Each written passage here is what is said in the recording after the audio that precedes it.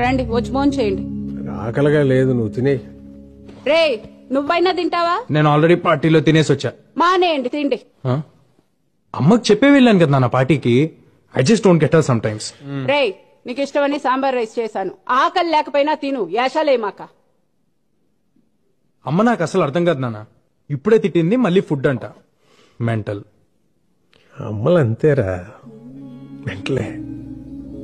మనకి తిండి పెడతారు, మనతోనే తిట్లు తింటారు.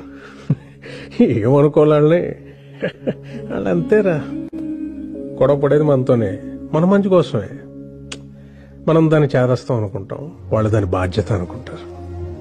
కరెక్ట్. యు నో సంథింగ్, ఇంట్లో అమ్మో నాన్నో తాతయ్యో నాన్నమ్మో లేకపోతే ఇంకెవరు అడుగుతారా మన్ని తిన్నావా ఉన్నావా అని? వాళ్ళు ఉన్నప్పుడు వాళ్ళు విలువ తెలియదురా. రేపు లేరనుకో, వాళ్ళు మనతో ఉన్న ప్రతి క్షణం చాలా విలువైందిరా. Treasure it. సారీ నాన్న, ఇందాక అమ్మ సడన్ గా తిట్టేసిందని. తిడతారా, పెద్దోళ్ళు అన్నాక తిడతారు. పడతాం, ఏమైంది? ఈగో ఎందుకు మనకి? అన్నది మనోళ్లేగా, మన కోసమేగా. వాళ్ళు ఉన్నంత వరకేరా మన చిన్న పిల్లలు. వాళ్ళు పోతే